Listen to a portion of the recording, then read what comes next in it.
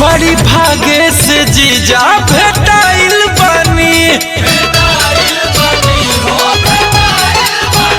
आसो दीदिया के छोड़ी घरे आइल बानी। बड़ी भागे से जीजा भेटाइल बानी। आसो दीदिया के छोड़ी घरे आइल बानी। बहे फगुनहटा तनी कई देती नाराम, कई देती नाराम। हमर भीतरी के जीजा जीजा रहत गरम। रंग डाला ये जीजा ऐसे करा न शरम।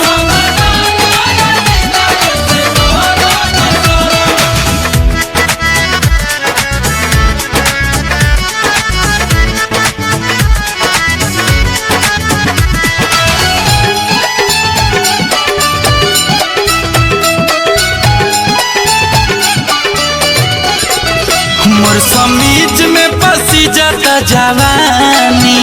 बट 18 साल के उठानी।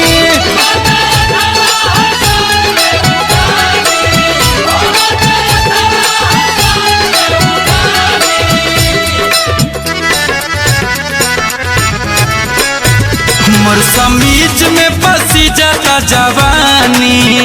बट 18 साल के उठानी।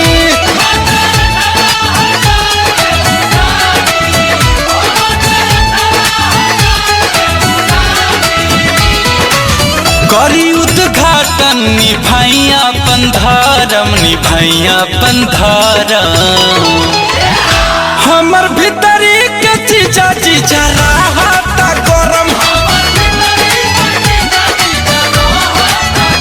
रंग डाला ये जीजा ऐसे करा न शरम।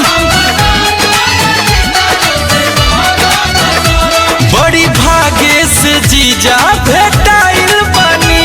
असो दीदिया के छोड़ी घरे आइल बानी। बहे फगुनहटा तनी कई देती नाराम, कई देती नाराम। हमर भीतर